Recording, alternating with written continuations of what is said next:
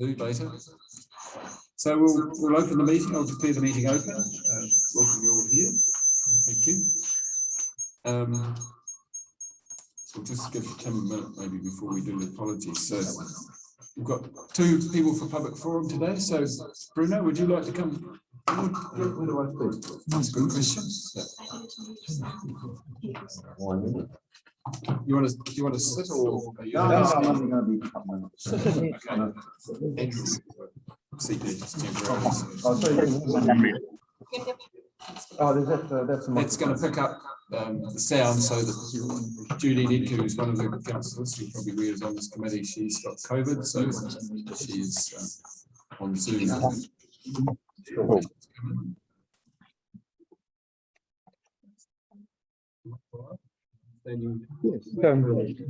Yes, it'll only be a couple of minutes. Bit funny hearing my voice come out of there, but anyway, I'll block my ears. Kia ora, Chairperson and members. I'm Bruno Lemke. I represent the transport. I'm the coordinator of the transport group of the Nelson Tasman Climate Forum. That's better. I don't get distracted with myself. Over the Nelson Tasman Climate Forum, and we have regular meetings once a fortnight, and some of the members there have school children who come out to Saxton Fields, and one of the members as far away as Tapawera, and they've noted that there are lots of vehicles carrying one person, maybe two people, into Saxton Field, and one of our missions, if you like, is to try to get the number of greenhouse gases emitted from vehicles down.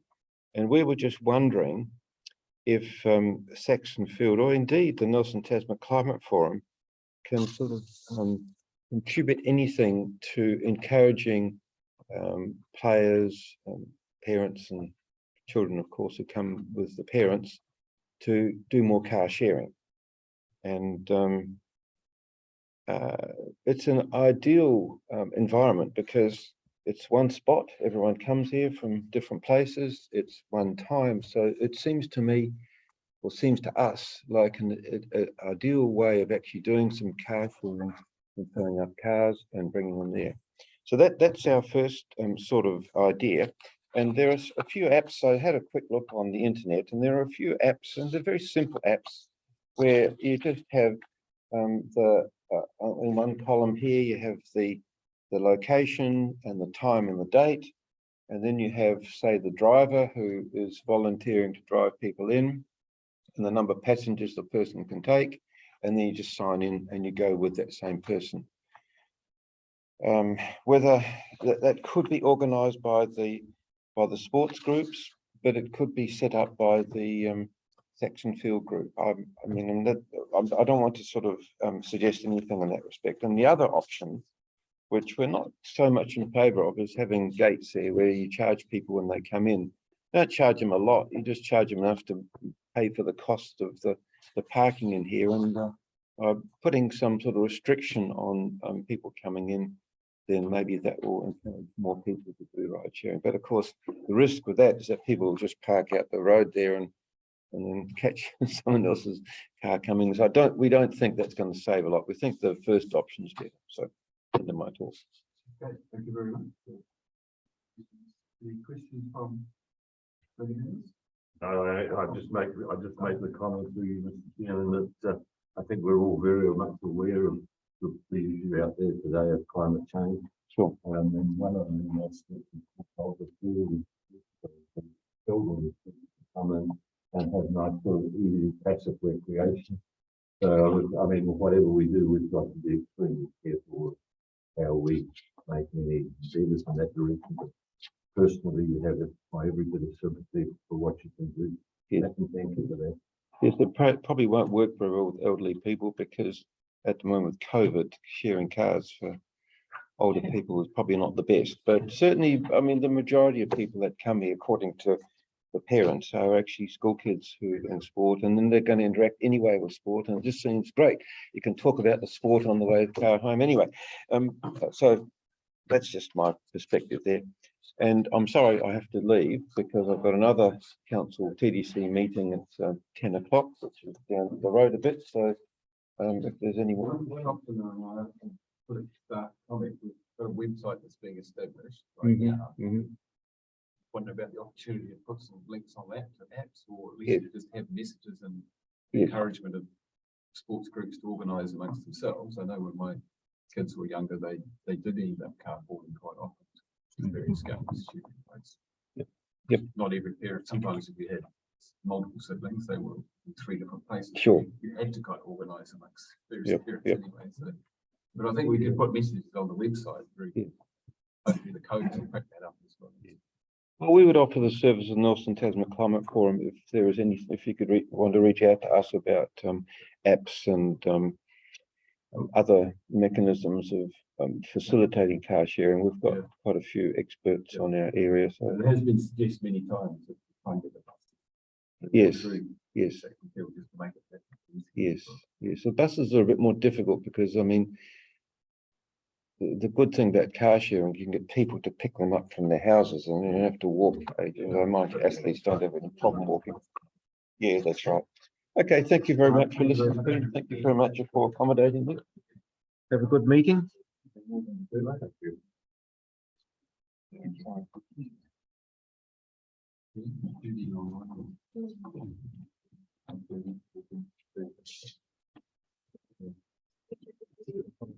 Judy's in the voting room. No.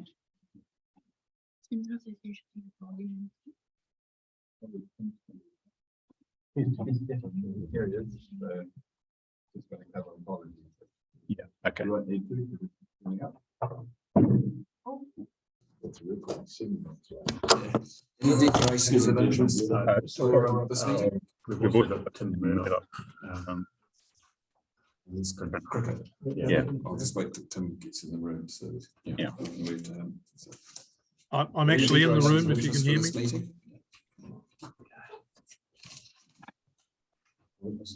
Tim,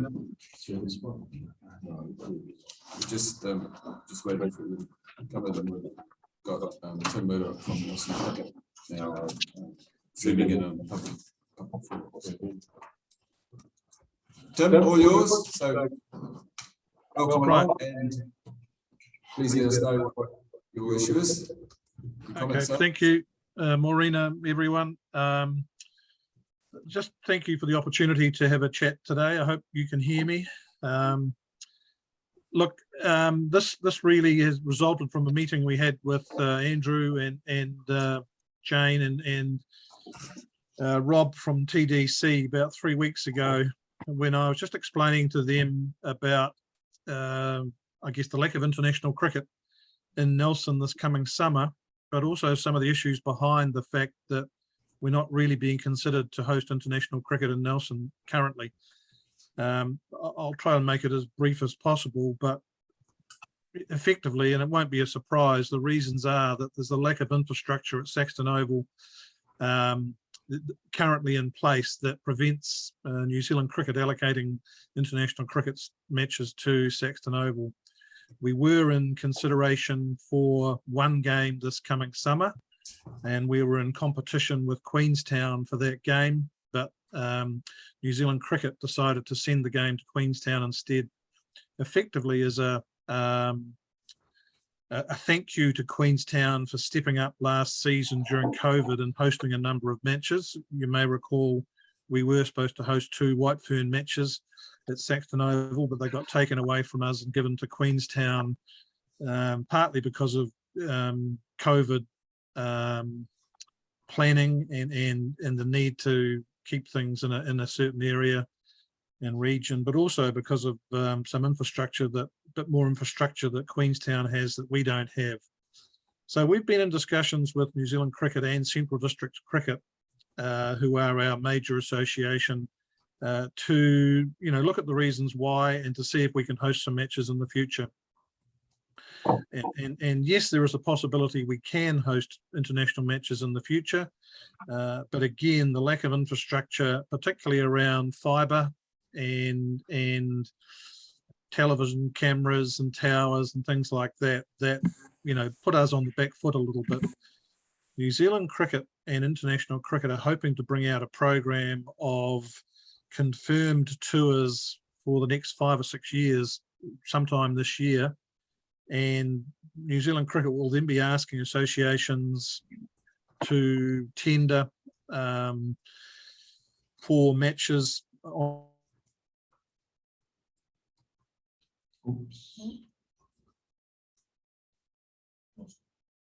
that 5 or 6 year schedule. I guess that our issues at Saxton Oval have been brought closer to attention because they have asked us to whether we could host a Super Smash televised double-header game on January the 22nd, followed by a women's Halliburton-Johnson game the next day. The issue with the Super Smash match is that Spark Sport and New Zealand Cricket won't pay for the infrastructure to be created to allow the televised matches to be held in Nelson. And largely, as I mentioned previously, the infrastructure required is some TV towers, scaffolding for that, and also fibre to be brought to the centre of the wicket to allow sound and stump cam and other innovations they have. I have been trying for some time to get some idea of costs around bringing these delivery services to the ground. And in Central Districts Cricket, we're also supposed to be providing us with some information about that. But potentially, there's the figure of $25,000–$30,000 being bandied about, which I think is slightly over the top. But however, until we have information contrary to that, I don't know. They won't contribute anything financially to those costs, and Nelson Cricket certainly is not in a position financially to sustain those costs. So the televised matches are still very much up in the air at the moment, and some further investigations are going on, obviously, around costs. But I presume also that potentially teeing up an alternative venue should we not be able to provide the infrastructure they require. I have done some further investigations, and I think there are some ways and means where the costs of those installations and direction of the scaffold towers can be reduced. But there is basic bottom line is that there will be a cost, and it could be $10,000 to $20,000. And if we wanted to host those matches, then an outside party or parties would have to contribute towards those costs because our financial position won't allow us to cover that. So in a very summarised form, that's the issue of where we sit at the moment. We're not off the radar as considering international matches, but we're down the list considerably. New Zealand Cricket did say that, don't rush ahead and build broadcasting towers at the cost of $1 million, and because they said there'll be no more guarantee of getting international matches than you would normally do if you didn't have those facilities in place. So, I guess that's a thing for future capital projections or planning or whatever, but it just puts us into a little square box which says, occasionally we might get a game, but be prepared to be innovative to understand how you might create the infrastructure required, which is all around television. And there, that's our situation at the moment. So I hope I've made that reasonably plain and clear. I'm happy to answer any questions. Thank you, Tim, for that. That's very useful because I've certainly had one or two people ask me the same question: why is there no cricket happening in Saxton this summer? So thank you for that explanation. Any questions from committee members, staff? Tim? Yeah, thanks. Interesting comment in regards to New Zealand Cricket saying it, don't rush the $1 million towers that may not improve your chances. Several ways to read that is that are they just being polite and it's more to it than that? Or, we have managed internationals without the towers, and I know it's something we've been considering. But is that a signal saying, well, we are already committed elsewhere?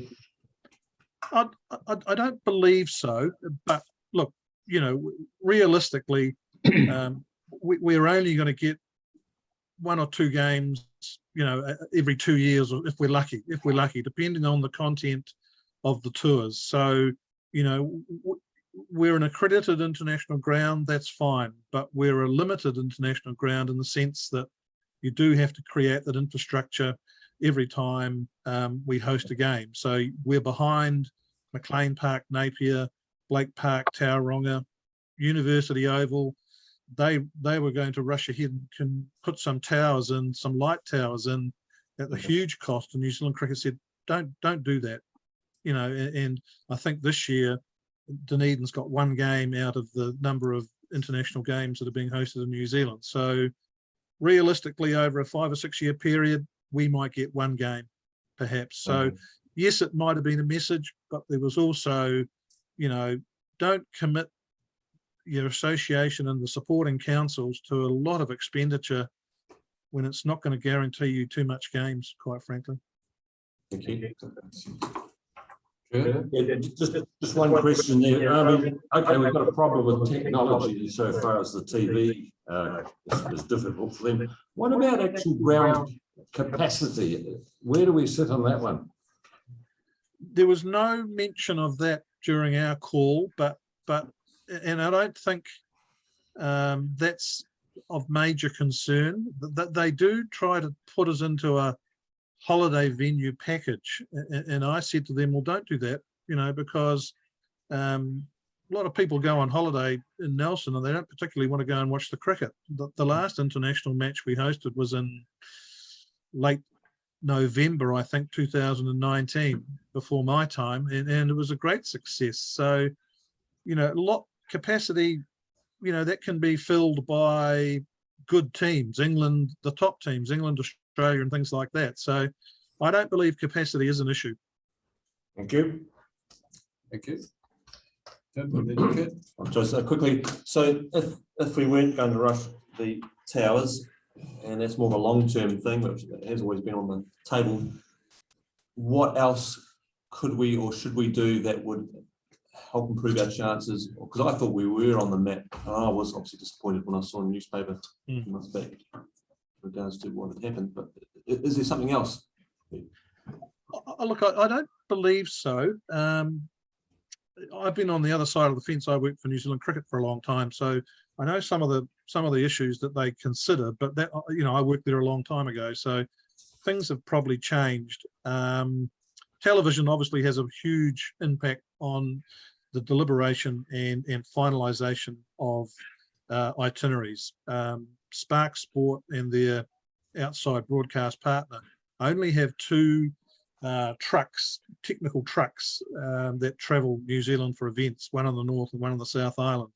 Sky, for example, had more than 2 trucks, so they could cover ground quite easily. So, the flow of the itineraries from north to south and south to north is pretty important. So geographically, and New Zealand Cricket, endorsed this comment that we're reasonably well placed. It will, when I say that capacity doesn't have a difference, but it will ultimately in the makeup of a tour and where the games are put, because obviously New Zealand Cricket needs gate takings and television needs an audience to capitalise on. So I think we're still in their thoughts. Central Districts, the major association, also has a role to play, and I know that they're pretty keen to keep promoting Saxton Oval as a venue, hence the recommendation that we host the Super Smash domestic matches. But I guess repeat the reality is that we are down the list of accredited international venues, and our expectations should not be getting a game every year. I thought we might have got some women's White Ferns internationals, considering the ones last year were taken away from us, but they've got a very limited summer this year. Both the White Ferns and the Black Caps are away for December, January, February, effectively from the season. So the content is quite limited this season. Next season, the following season might be a better opportunity, but until you see the programs, I don't know. So look, we're in the mix, but we're a bit further down the list. Thank you, Tim. Any comments or questions from staff? Sorry, sorry, you're next. Sorry, Kit. Yeah, Tim, Kit Mailing here. I'm a bit of a cricket tragic for my sins, and always have been. Wasn't much of a player, but I've spent a lot of time doing administration. So my understanding is the fibre, once that's in, that's a permanent thing. Would that be correct? Yep. So it's a capital investment. Yep. So that makes sense to me going forward. I just wanted to ask a comment about, was there any adverse comments about the block being a bit low and slow? No, look, the Nick Knight, who's been the groundsman for a couple of seasons now, has done an outstanding job. He's a very good turf practitioner, and he has brought the performance of the block up considerably. The feedback from the first class games we hosted last season was among the best we've had for a number of years. So they're very happy with the pace and bounce. Nick would like to do more work on the block and the outfield. A groundsman is never quite satisfied in those areas, but you know, the performance of the block is certainly not in question at the moment. It's highly rated. Okay, so basically it's a capital investment need to be made by either the Saxton Field Committee or the two councils would certainly help. Oh, very much, and I think, you know, to reverting to the previous question, which I didn't quite answer properly, if we needed to do something, the laying of the fibre would be the number one thing, I think. But there are ways and means around that, as I have found out. But you know, at least that would be a permanent factor, and you could push on from there. Good. Yeah, thanks, Tim. Would fibre be undertaken when the wicket is upgraded? That question, because there's discussion in the report about need to upgrade the wicket at some point. So do some very second. So that would be the obvious time to lay a fibre. I think that was outfield drainage. Yeah, you do that at the same time. Yeah. I think you've got some support around the table, Tim. Okay, thank you. Appreciate that. Judy, can you hear me? Can you speak? Just wondering whether you have any questions. There's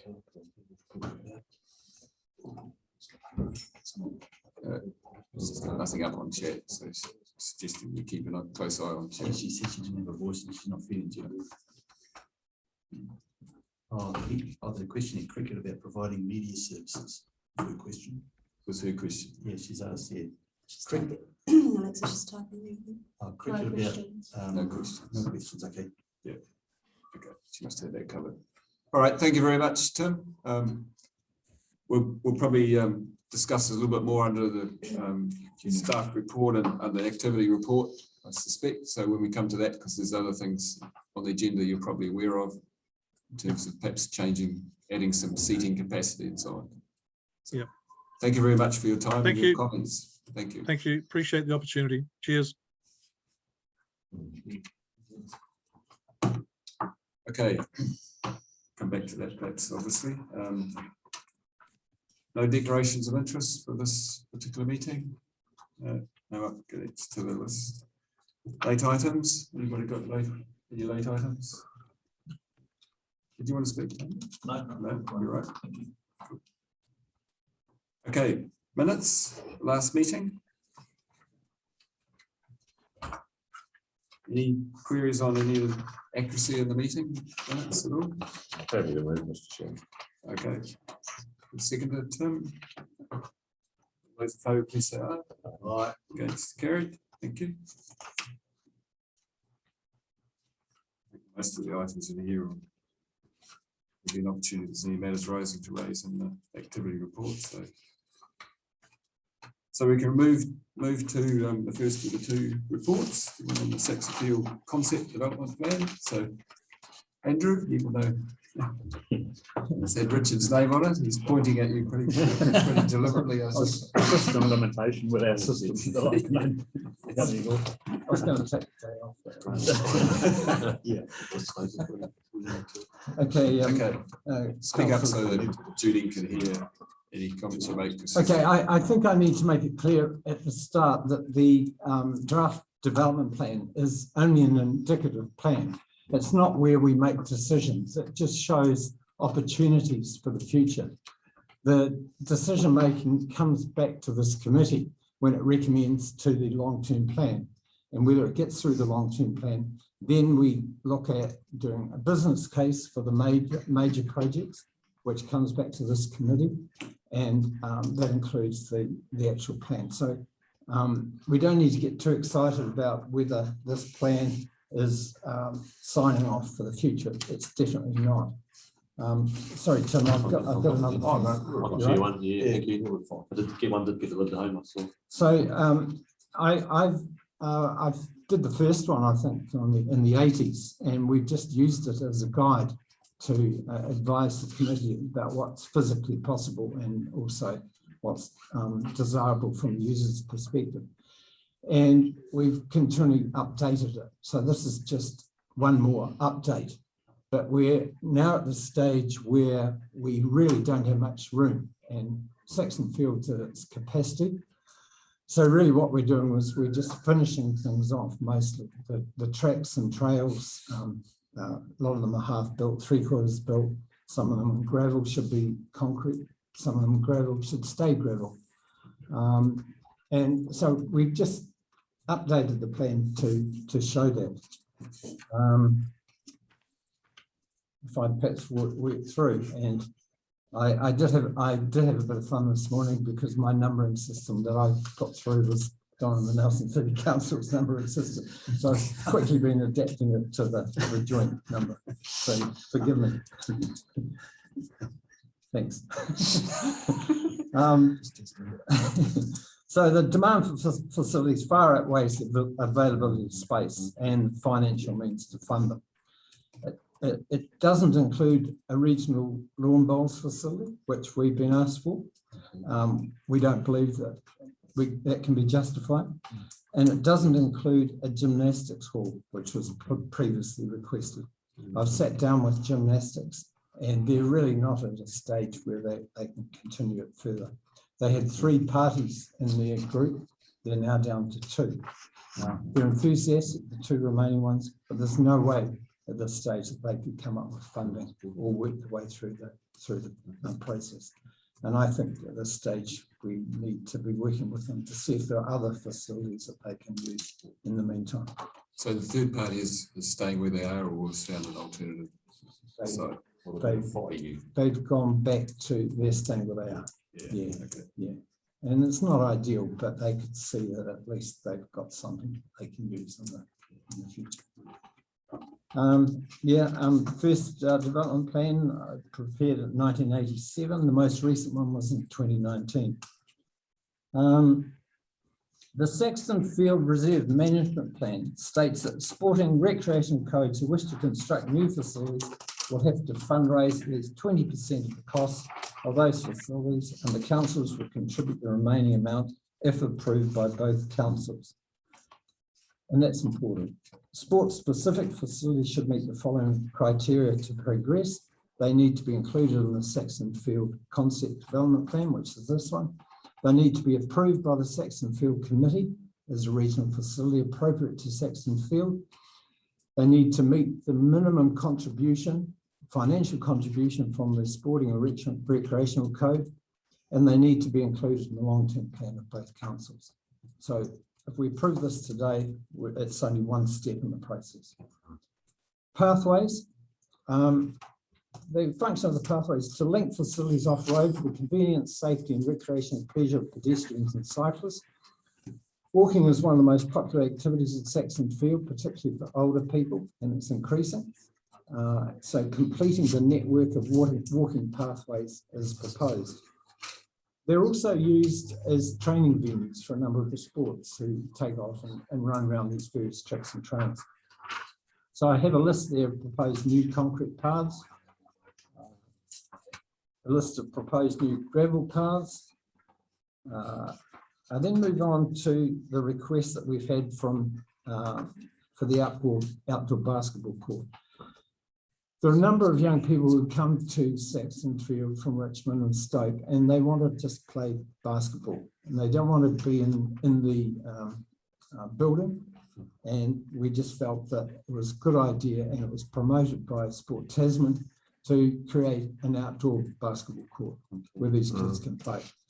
And we've located it on the plan adjacent, or just out here actually, at the front of this building, where it can easily be used as a warm-up area as well for netball. I've spoken to netball and they thought, yep, that would be useful for them as well.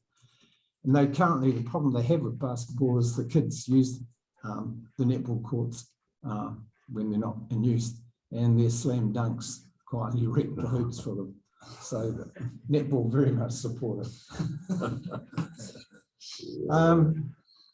Skate park. We need to do more work on a skate park for that in this area. We have a skate park at Neil Park. There's one at Jubilee. We've done a very small one recently at the Stoke Hall, but we're getting a lot of demand for a national standard skate park in this area, but we need to do more work on it. So it's not proposed in this plan, but what I am proposing is that we investigate it further. One of the options could be to use the circus green. The circus green currently has an artificial block on it, and that was funded by cricket. So if we remove that, we'd have to replace it. But we have in our plan in the LTP an artificial block on Harakiki Green anyway. So we have to work with cricket to see if that works out. BMX, proposing that we retain the existing informal track as an informal facility. Jubilee Park provides a successful track capable of accommodating regional events. So it's recommended that Nelson City Council considers assisting with the upgrade of the Tahuna BMX track as a local facility and investigates another site in Stoke in the following. So we've met with BMX and we've talked it through with them, and they are reasonably happy with upgrading that track at Tahuna. And it would mean that we would harden the corners, seal the corners. But that's something for Nelson City to do, not this committee. Play facilities. Earlier development plans had a large regional playground near the Saxton Pond. But looking at further, and when we've looked at a proposal within the CBD, the Central City, where it's proposed within Nelson, it's quite clear that these facilities draw a lot of people and have the potential to spend a lot of money if they're located next to a CBD. There's no benefit in putting it here in Saxton Field because there's nowhere really for them to spend their money. They're incredibly expensive, so you've got to get some return from them. So we feel that the best thing is to either you do one in Richmond near the CBD, or you do one in the Central City, Nelson CBD, and then the spin-off from expenditure. But we don't feel that it's appropriate to do it here.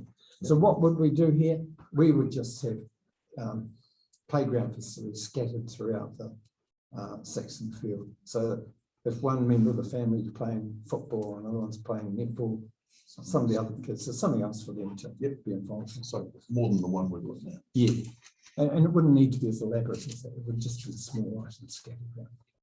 Do you want questions as we go through? Or I should have clarified that at the start, sorry, whether we do that or whether we come back and work our way through. Councillor Edgar has given us There's a big list a of humongous questions that list. she sent out late last night. Yeah, which is very helpful. So, I mean, we can probably come back through this Sure. report if you want to do that. If you, maybe you just carry on with a quick Okay. overview if you're Okay. comfortable with that, and then we'll come back to questions here. Yeah, sure. What did you want to say? No, wait on. So for Harakiki Green, we've got a proposal for a clay wicket block for senior cricket. And I've talked to Tim about that, Tim Murdoch about that. And what we're saying is that if we're going to put in another clay wicket block, we'd want another one to be relinquished, either in the city or the district. Clay blocks are expensive to maintain, and I don't think we can justify it.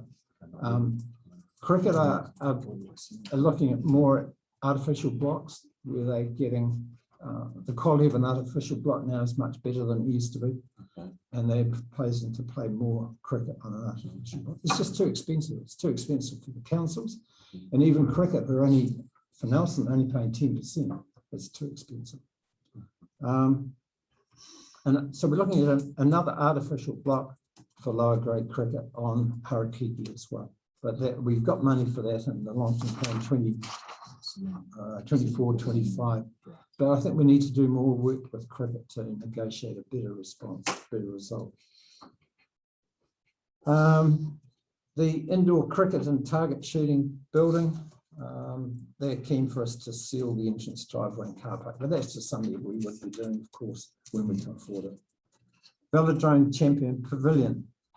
At the moment, we've said to cycling, they use the pavilion on Avery Field because it's nearby.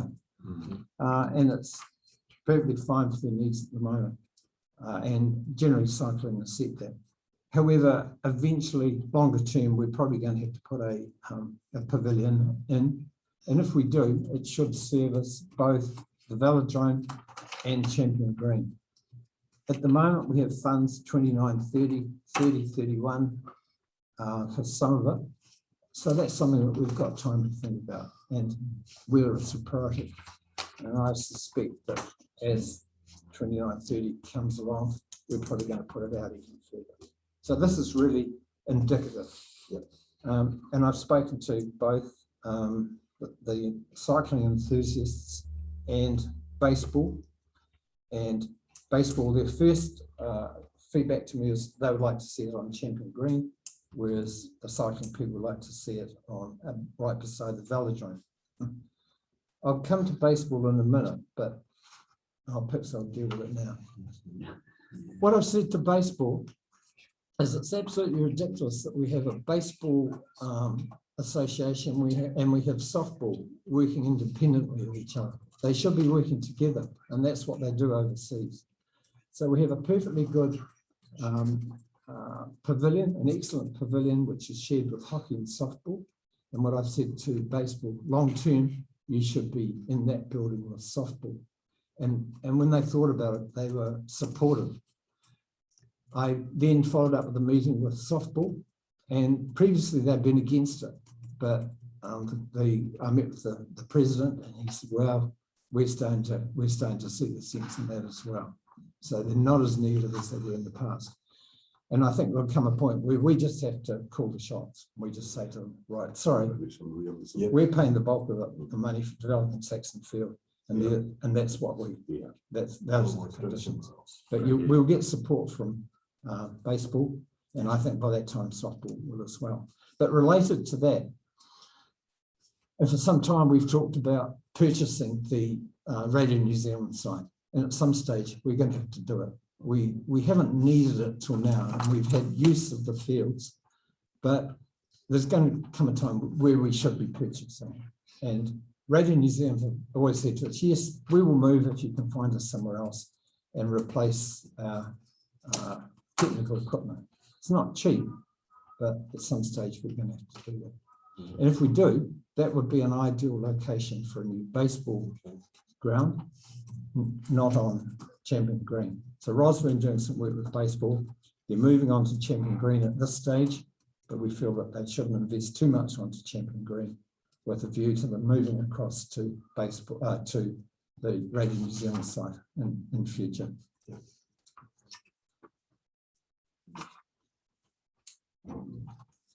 So Circus Green, the Circus Green really isn't a Circus Green anymore. We've used it in the past, but now with residential properties adjacent. Julian's saying she can't hear what you're saying, so can we move the mic a bit closer to Andrew, please? Sorry, Julian, I'll try to speak more directly into the mic. Is that better, Julian? Can you hear me now?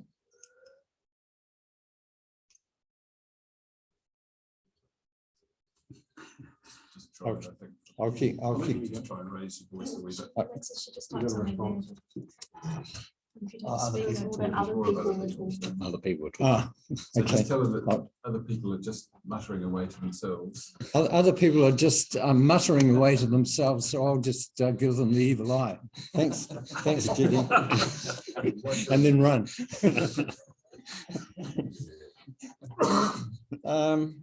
So Circus Green, we really think that the days of Circus Green are probably over. And if you're going to have a circus, you're probably better off putting it at the Richmond Showgrounds. We have the occasional more fancy event on Trafalgar Park, but really the Richmond Showgrounds is probably the correct place to have a circus. Saxton Oval, you've heard from Tim this morning, and I'd previously sat down with Tim, and then Jane and I and Rob met with Tim. So we've marked a provision for a media tower on the embankment, and we've also suggested that perimeter seating could help increase numbers on the embankment, but these things will be dependent on funding, and I can't see us coming up with funding in the short term. We need to consider what Tim said to us this morning about whether that's acceptable or not. Possible future road and parking. I think it's important that we look at what happens with the Oaklands farm in the future if it's subdivided. We've got to try to somehow secure access off that road onto Saxton Field. We don't want the road to come into Saxton Field, but we want it to be adjacent to Saxton Field and provide more parking. So it might cost us a bit, but I think it's worthwhile fighting with that. And I've been having discussions with our transport people to make sure that when I've retired, there's someone there to follow that, push that through. I think it's very important to get that access because it opens it up to that big subdivision on the other side of Saxton Field, both for Nelson and for Richmond. So can you clarify the access? I can see that here where they open some milk was, but we've got access there. But Right. Kind of, Look, I'll move to the plan. I'll just show it.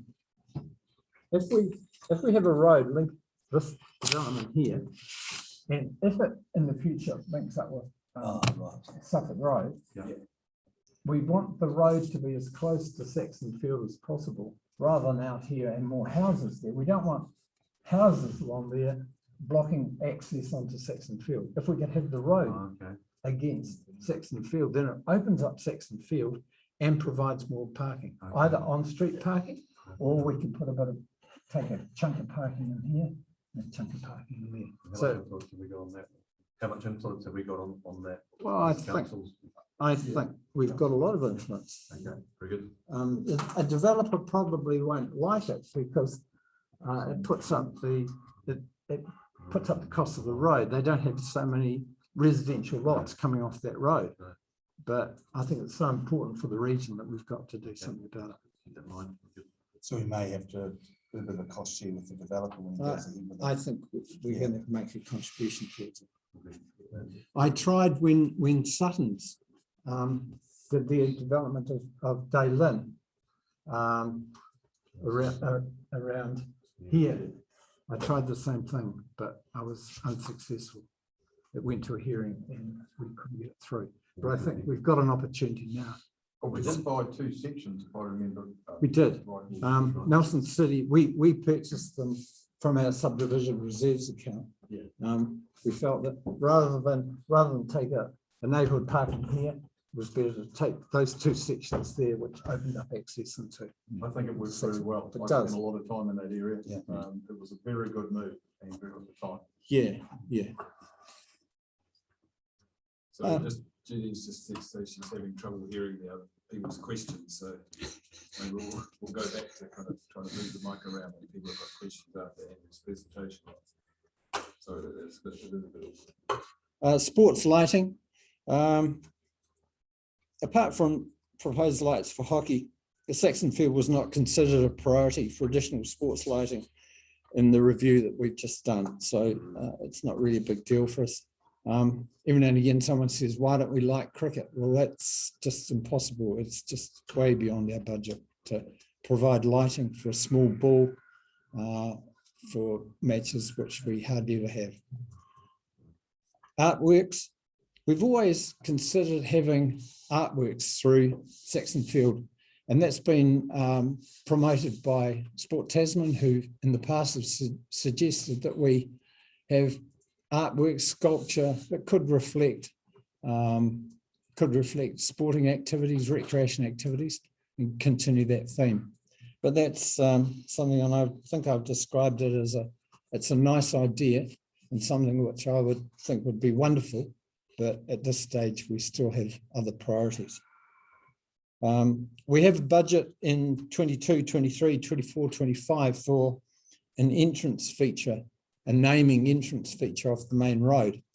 And we would be expected to include an art component in that. And we have large posts which signify Saxton Field, we don't know. We'll talk to iwi in the meantime to see what opportunities we can have to reflect artwork into those. Road naming, I want to keep out of this. And I've said this should be considered as a separate report in future after I retire. But you want to get them right. So we've done quite a lot of consultation with the various groups. I've talked to you about softball, baseball, BMX. BMX, I've raised that. I think we should leave that facility as it is pretty much. And Glenn just dumped a whole lot of clay down there and the kids, he helped them shape it up, but it works quite well. We can't put a formal facility there because we can't play around with the base of the velodrome. We've got to be careful that we don't upset the footings of the velodrome. And also we've got the overhead power wires. So that facility, it just suits the kids to come in and play around on that. So we're just saying, just leave that. And then we'll do work on the one at Tahuna. And then finally, the Nelson Gym Sports Collective, I've told them that I haven't proposed a site for the development.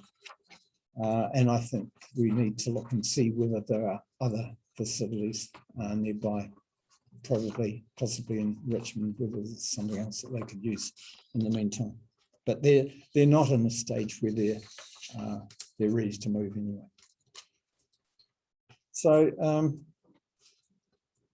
that's virtually it. But I think it's important to say that approving this plan is not approving each individual major facility. That still has to be adopted by this committee, still has to go through the 2 LTPs of both councils, still needs a business case and further details. But it gives us an indication as to what the general feeling of what the community wants and where we can go in future. And it's something that we've used for the last 36 years and it's worked quite well. So if you want to make amendments to it, because this is our last committee meeting of the term, I would suggest possibly you might want to nominate 2 of your members to sign off an amended copy. If we need Matt or me to make any changes, then it's signed off in the term of this council.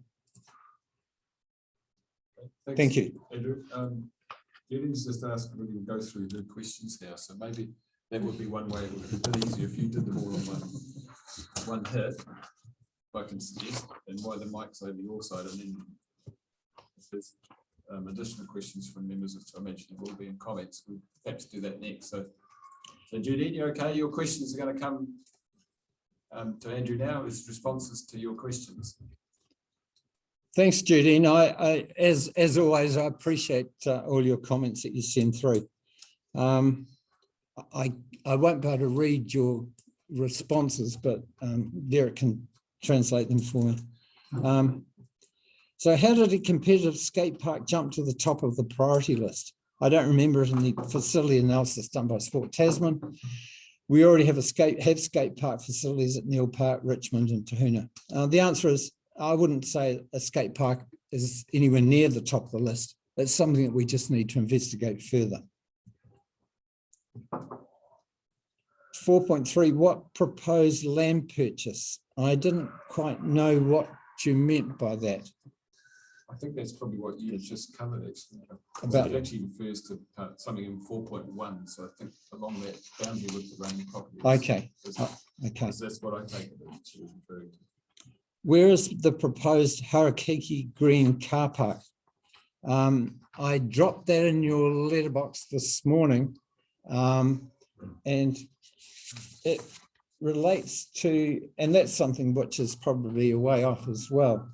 And I had amended, I have an amendment to the original plan. Athletics have recently had a very successful secondary schools tournament and cross country. And it was quite clear that they needed more room for the mass start. And I had a chat with Derek about that and have suggested we pull that car park and possible future pavilion back closer to the road, which gives them more room. I think somewhere else you asked Judine about overflow parking on those two fields. Yes, we have used those fields as overflow parking, and sometimes it works and sometimes it doesn't. And I think if in future we're going to develop those fields for sporting use, if it's for cricket, if it's for football, or if it's for something else, and we put in drainage systems, we've got to look after that turf. So sometimes it might be available for overflow parking, but often it won't. 417, why retain a local facility? I think I explained it. It'll be fairly low key, and it's just really the few truckloads, those truckloads of clay that Glenn dumped there a few years ago. Why are all the playgrounds in 1 year? Couldn't we spread them out a bit? Yes, we could, and I think that's a good idea. It's easier for us too. 419, no space, and NCC already investigating an inner city play space. Yes, agreed. Why retain artificial wicket block at Circus Green, then provide a clay wicket block at Harakiki? When did the wicket block happen at Circus Green? Colin Aitken initiated that when he was chair, and he convinced the cricketers to pay for that. So it's been in there a long time. So if we remove it, it fits in with what we're proposing for Harakiki anyway. And does it get much use currently? I don't think it does really, Derek. Not as much as it could. The artificial greens now, artificial wickets are better now than they used to be. Why can't they use or extend the facilities at the indoor cricket target shooting pavilion? Why weren't they future-proof? I would have liked to have done that when we did that building, but we just couldn't squeeze out the additional finance to turn that indoor facility into a pavilion to service Harakiki Green. I just couldn't get that through. The budgeting was just incredibly tight. It would have been good if we had. What is Champion Pavilion? I thought the cyclists were able to share the Avery facilities. Yes, they can at this stage. And so that Champion Pavilion is something for the future. What is in the NCC's Reserve Subdivision Fund? And why don't we get regular reporting on this? Richmond has a fortune. So you probably won't.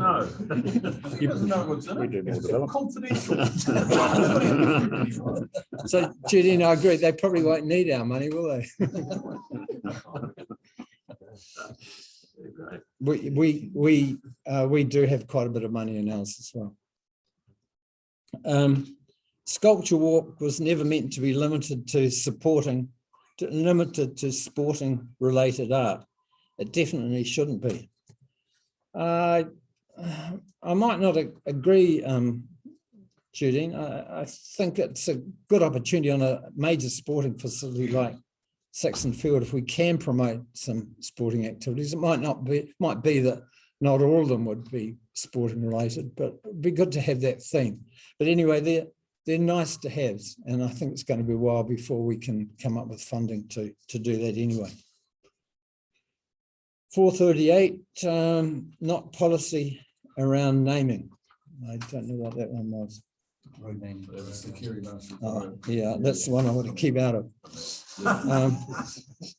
Not sure about the location of the outdoor basketball court. Feels like it's aesthetically wrong and potentially limits the space. Yeah, I think if we do it, and I've spoken to Tony Thomas, who's here today, if we do that, then I think it's got to go into a landscape space out the front of the building. I don't think we should just plonk it there. I think it should be part of a landscape treatment, and it might be that we address the parking layout as well and make a better entrance to Sports House. But this plan's not where you go into those details. You do that later on. Where is Champion Green? Yeah, well, you're right. I should really mark that on the plan. What is our agreement? Is it there? Those three baseballers. Oh, yeah, it is there. Is it in the small print? It's on black. Sorry, Judine, the activity is that this plan that we developed was done on an A1 basis to make sure that everything fitted in, it was easier. But for the report, I've had to reduce it down to A3, and it's quite difficult to read. But in the past, I've always carried around an A1 version with me.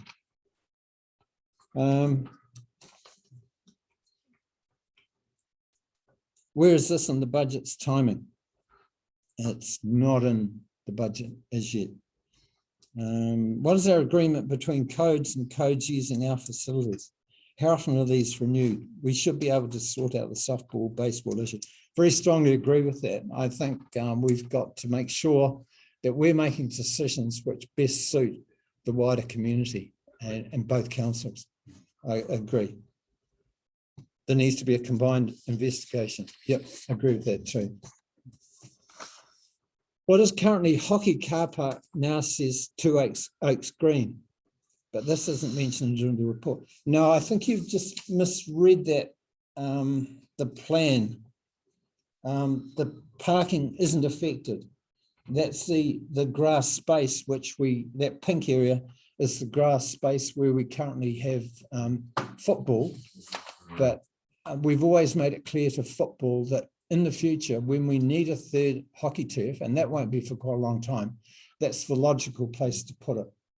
I remember when we built our first artificial hockey turf, it took the place of, I think it was 9 grass hockey fields. And it saved the councils a lot of money just by having one artificial. I know there are issues about the environmental impacts of artificial turf, but there's also environmental advantages of not maintaining 9 fields. So we want to just make it clear that that is the space if in the future we want to build a third green. Junior sports area. This is all existing, isn't it? And I don't know what that is. It's the area around the Oh, yes. Yeah, that's all existing, Judine, and we put them in there, and we have approval from Radio New Zealand. If we put baseball there in the future, we can still juggle those junior fields around. There's lots of pink new development area where the existing overflow car parking is. What is this? That's the cricket ground, the extent of the cricket grounds. And what happens to overflow car parking considering we do currently use that area for that? Well, there will be times that we could use it, but a lot of the times we won't be able to. If we've got expensive turf, we have to look after it. What is the new pink development to the right of the Saxton Pond? That's been there for a while. That's sort of the picnic area. And the area around it relates to your next question, which is where is passive and formal recreation space?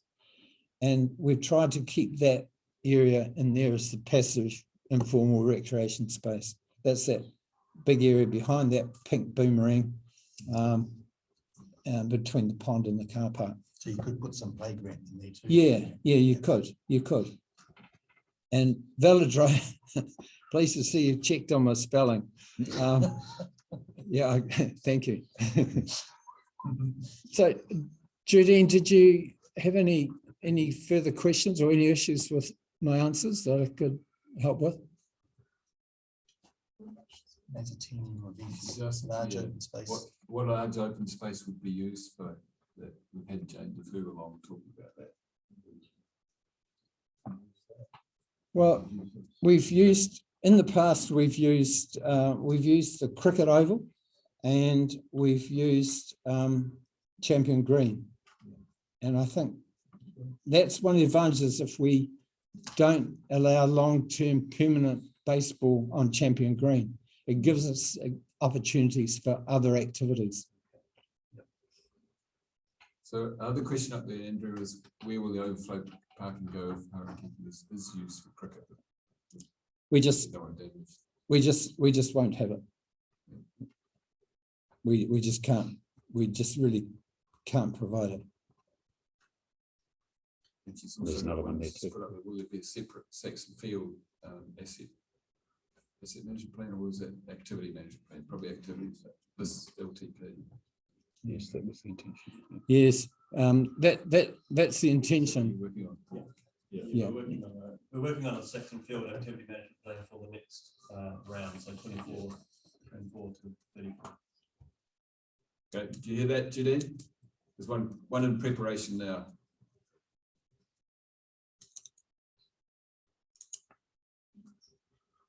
Oops, not of that. Okay, let's go around the committee members' questions. Maybe we'll take it by section by section. Is that you okay with that, or do you got general ones that relate to the matter? I can do a list each. Yeah. Right. Okay. All right. Well, I'll start. So Andrew, you and I have had a brief discussion before, so I'm pretty supportive of this. I do like that walking track on that boundary, and I do support what you're saying in relation to the rain farm going forward. Julian's pretty easy to talk to. I've known him for 20 odd years, and I think it's important, but you don't know who will end up doing the development. It's unlikely to be the Rains, but it may be. And it's some years away too, because it's in the FD. It's only just in the FDS initially approved at council, and it was a public meeting, as I understand it. So we've got one more meeting to go through for the sign off, and I think the report was being drafted this week. So that makes sense going forward. And I really think in terms, I agree with you in terms of the circus. I don't ever see us having a circus there. It's too close to houses in the future. But I think we should, really keep an open mind on how we use that little land sometime in the future, because the priority may end up being a gymnastic thing there. But we will get pressure from all the different sports that would like something, because it means they don't pay for land. And if you think of the cost of land in our district, that is a significant barrier to any sport going forward. So unless they can locate it on some other council land somewhere else, they're going to want to come here. And we just have to accept that pressure. And I like the idea about we have to be forceful in the future in terms of sports, so that we don't end up with a whole lot of pavilions that are underutilized. And we've already got that in some ways. If you look at the use of some of the pavilions here now, I think they could be better utilized, but sports don't like sharing traditionally. But I have seen where it works very well. If I look at Jubilee Park, where cricket and football share quite a poor pavilion in some ways, but it works for both the football club and Waimea Toi Toi Cricket Club, which I was on the board of for many years. So it can work really well. So we need to that, because cycling are trying to put some pressure, but it's a pretty small group, and they don't have any money. So we just and then the other thing you see is sports come and go, and rugby league is a great example in this district that wanted us to build a whole lot of things, and we're going to be the biggest and the greatest, and they've disappeared yet again. And they try and pinch juniors at a certain time of the year, because they fund them to take them around the country, and that's what they do. End of the rugby season, they grab a few boys or girls and they take them on tour. So we need to be quite strategic in how we deal with those going forward. And I think you have been, and I think that's quite important. on the whole, I think this is good. I like what you talk about small playgrounds around, because I see more and more kids here. Coming here today on my bike, I was amazed at how many dogs I saw, and they weren't on leads. And I think people were cycling with their dogs, and they didn't all have them under proper control. And I think that's something just for us to watch, because I would have seen 6 dogs with people on cycles today, because you can travel, you know, and they were young dogs and they weren't too bad, but I could certainly see them causing trouble.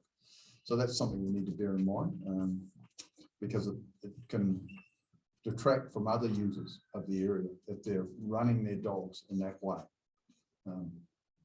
So look, this is there, and the one thing that I really want to emphasize is I agree that one day we're going to have to bite the bullet over that radio tower. Probably the sooner you do it, the better in some ways. And there is an opportunity in the next 2 years with some funding that both councils are going to get that would have an impact. And I'm talking about the Three Waters, the better off funding, that the 2 councils could maybe talk about, because it's money that won't impact rates, because that will never be, won't get any cheaper going forward. And I think that's something maybe we think about it. It might can't get agreed, because it's not easy to get 24 councillors to agree to anything, I can tell you, at times. We work well here, though.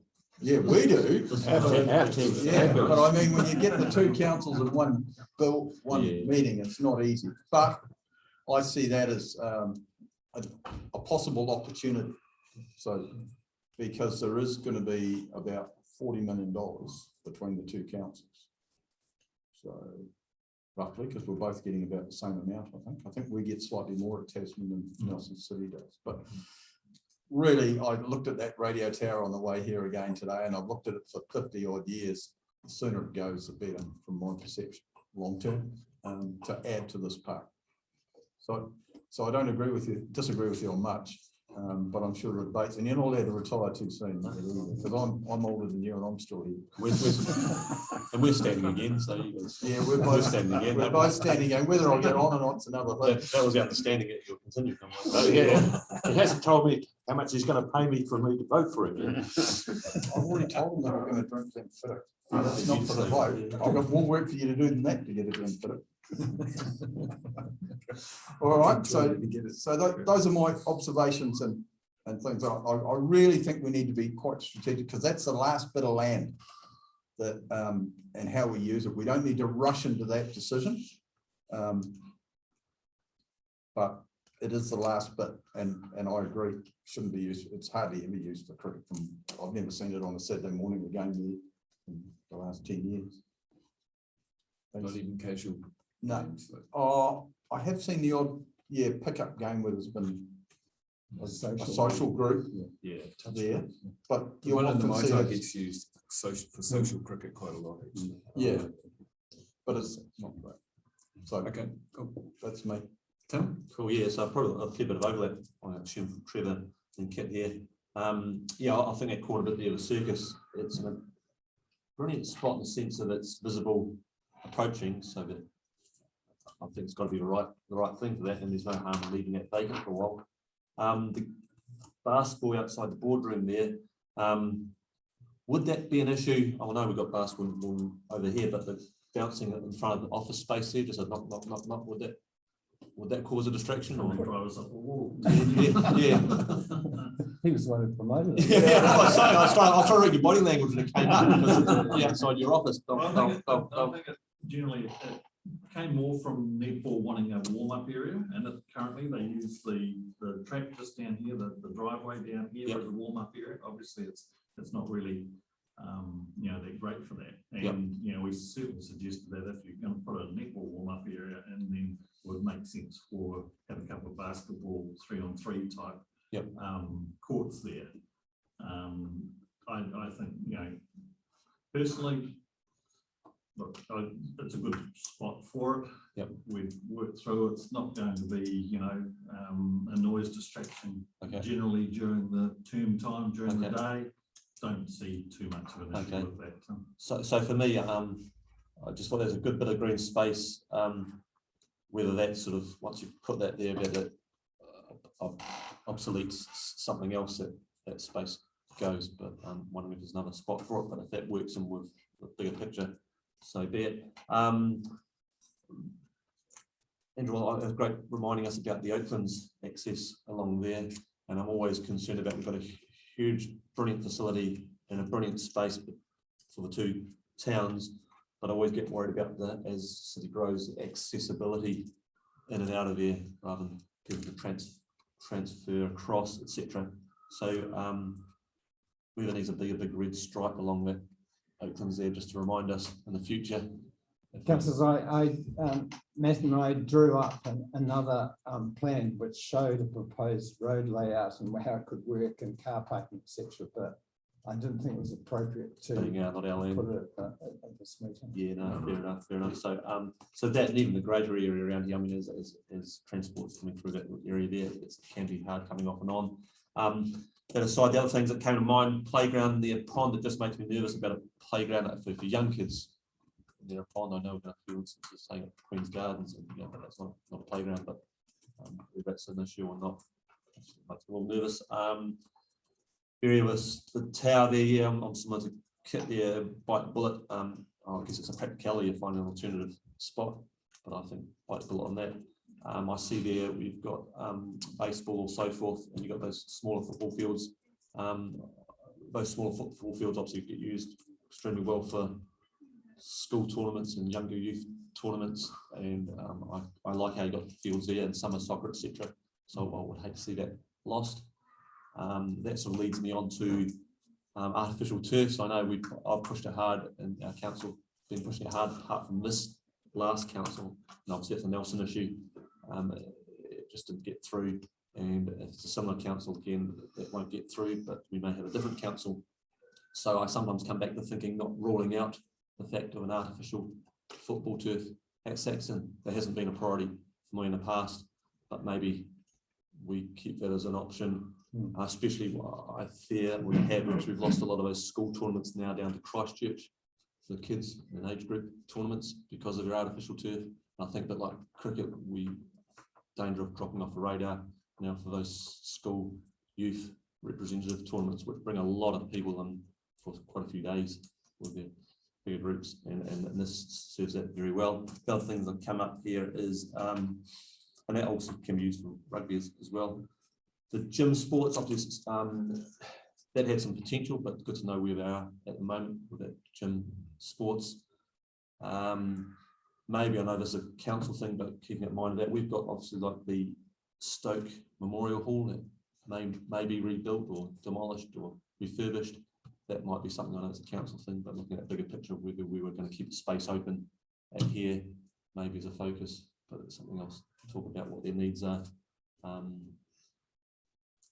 Other comments I got there, I like where you got the parking there, so that's pleasing to hear when I saw that athletes cross country coming to Nelson. Those are sorts of things we want to keep winning here for Nelson, especially regional ones.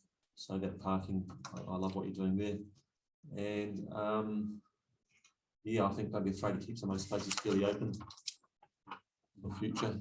I'm necessarily feeling to fill them up, but I know that's what you've been doing at the moment, just keep them open as where possible as time develops. But no, very good, very good. And like I say, this is a sort of an evolving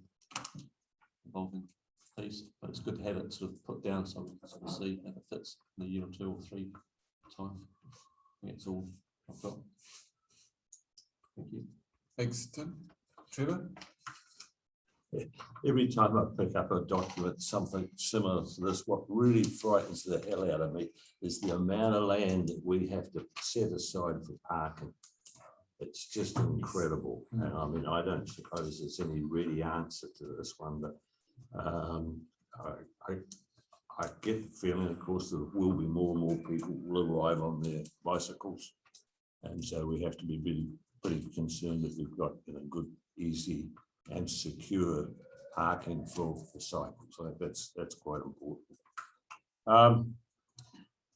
Interesting you talk about the play facilities and relating that to this place in Christchurch, which I've never been to, and I don't understand it at all, but I'm a little bit different to Tim insofar as that I think Saxton Pond is going to be the ideal place for passive and for playground equipment, and have all that there so the grandparents can come along and have the kids there and all the rest of it. So combine the water features. Yeah, combine the thing, but the important thing is to make sure that we've got plenty of shade. I think this is, as we go forward, and I mean, this is the climate action thing that we've got to be aware of. Trees, obviously, because I mean, they're great things for helping out with the climate, but for people just to be able to sit down and have a chat and meet somebody else. And at the same time, I'm thinking in terms of when we do our seating, and I think I've mentioned this one before, but I just don't like single sets of seats. I think there should be 2 or 3 seats. So you're sitting there and then somebody else comes along, and quite frequently you just nod and say, you know, hi, how's the weather? And we think the government's wonderful. Not sure about the council, but but I mean, there's little places where people can sit and have a bit of a conversation. And I think that's important. Another one area, and unfortunately, well, fortunate or unfortunate, it's not mentioned there, and perhaps a real degree of nervousness there, but there is a possibility, of course, if you considered commercial naming. We've talked about streets, and we're okay. I take the point we're not going down that road at the moment, but there is a possibility that there could be significant funding out there if a commercial organisation wanted to have its name there. Basically, I'm not really in favour of it, but all I'm suggesting, there is a possibility there where you could get quite significant funding. The circus green, yeah, I agree. That's it's just a great little spot, and what we do with it, I don't think we want to rush anything with that particular one. And then coming back to the baseball and softball, yeah, let's have some absolute realism. And I think that, and it's got to come from this committee. We have to call the shots and say that this is what's going to be happening. But overall, hey, this is great. And the other thing, I do like what you're doing with all the pathways. I take Anne and I walked through here quite a bit, and she's done walk back that well. And it is just, it's a real nice place to be. But as you say, with upgrading some of the pathways will certainly help. So overall, hey, it's good. It's a document which is still alive, and it's capable of further change, but I think it's very appropriate for where we are at the moment. And thank you for putting it together. Okay, so it's just a question come through from Judy. Can we actually consider enlarging the target in cricket building instead of building a new one on Harakiki Green? So I guess that's a down the track thing of it, isn't it? Because the pavilion on the green that you've got there is not immediate anyway, and it's only. Judy, I think that's something that we should be looking at before we make a decision on that pavilion. Look and see whether there's an easy means of adapting that cricket building. I would leave the plan as it is, but I think we should investigate that further. Okay, cool. I think she's put one up there. What is the demand for the competitive skate park? Why are you wanting to investigate this?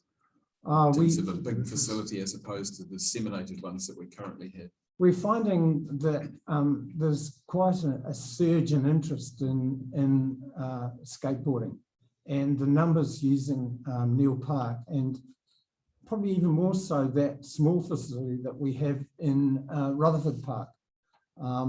There's a lot of older skaters now who are involved, and I think it's changing the types of kids who are using it. There's more of a caring attitude to skaters, and I've met with some of the key people who are urging us to improve the skate facilities, particularly out here in Stoke. A lot of young women are involved in it now as well. I don't have figures, but it's just the feeling that we're getting from the skateboard people. So can I come up with a question here? Is there kind of a circuit of events that happen at the large skateboard parks that are around the country, Yes, like in yes. Preston and Christchurch Yes, and other there is. places? It's quite, So we would potentially be part of that. yes, there's a commercial, it's quite commercial, and some of them need quite a bit of money promoting skateboarding. Tasman does a skateboard tour that we organise. So, and it's one of our recreational staff that looks after it. And I think it's about 6 or 7 events that we do around our district. So in a regional sense. Yeah. Just as an aside, when I graduated from Lincoln, I moved to Hamilton City Council, and it was in 1979, and they just finished last century, and they just finished building a skateboard bowl, and there was a lot of controversy in the community about why should Hamilton City build a skateboard bowl. Skateboarding was just a fad. In a few years' time, 2 or 3 years' time, no one will be using it. Yeah. And it's exploded from there. And it's far more popular now than it was in 1979. Yeah. So yeah, it doesn't seem to have had any kind of drop off, does it? No, it's the sort of activity that you just take your skateboard wherever you go and just incorporate it into your daily lifestyle, annoying old people on footpaths. Not all of us get annoyed. Yeah, you just walk around. That's right. Okay. Can I just ask one more question? Yeah, sure. When we talk about the Radio New Zealand and their area, which obviously is important that we find that we get, do we have any indication at all of the sort of monies that are involved in this transition? And is technology part of the deal? New technology? No, we don't. Nelson City did an investigation on this a few years ago, and we always thought that the technology would get cheaper, but we're not convinced that it will. And it's quite interesting that the young chap who did the investigation for us for Nelson City Parks is now working for TDC. So I'm sure he'll have the background information for us. But I think it's going to be expensive. When it was looked at in Nelson City, there were challenges in just finding an alternative location because you've got to can't take a big mast too close to the airport. Oh yeah, so sure. There was lots of constraints on alternative sites. And one of the ones that was looked at was Bell's Island as an alternative again, but I think that was a bit marginal in terms of the airport stuff as well. Yeah. So that was as big a challenge as the technology stuff was actually a site that was okay with civil aviation and all the other people that might be adversely affected by it. So I totally agree with Kurt, it won't get any cheaper. And I was horrified, and I'm not going to mention the figure because I'm not sure that I remember it. Yeah, well, I mean, I think this is the point, isn't it? A lot of money when it was looked at about 15 years ago. It's still, this is the point really, isn't it? I mean, we talk about it, but it would probably be quite useful somewhere along the line. We've got a bit of an indicator. I mean, there could be some very wealthy person who thinks it's wonderful and puts a few bob in it. I don't know. But if it got to the top of the list that you were talking about, or was on the list of the councils couldn't do that, I would have thought as a policy thing and try and get it into that thing if there is. Yeah, there's a bit of a one-off opportunity. It is a one-off. To me, it would be worth you guys pursuing it. If we're going to be around. Well, we'll find out. If you're around, We might not be here. I've got one other comment. Okay, cool. The other thing, and I'll briefly talk through it with Andrew, is that on another hat that I wear at NRSVU, we're treating treated wastewater to a much higher standard, and we're about to supply it to Green Acres Golf Club for irrigation. The process of consenting for that is underway now. So long term, I hate to see drinking water used for irrigation. And if you look at, we currently aren't irrigating Champion Green or Harakihi. And I know the cost of drinking water, was about 60,000 in the past, what you pay. So if you had to irrigate those two, it would be more at about $3 a cube. It adds up. So in time, there are surplus pipes. The NRSBU would be pretty keen in time to supply water for irrigation. And I'm sure that we would come to some mutual agreement.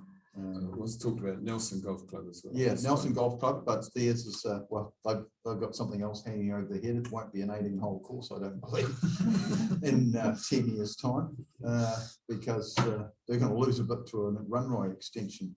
I don't know when it'll happen, but it's definitely going to happen. But so you think electric planes need longer runways? I know they need longer runways. But that's part of, it was released, what, 3 months ago? Yeah, publicly. But to me, long term, it's not, you shouldn't be using treated drinking water for irrigation.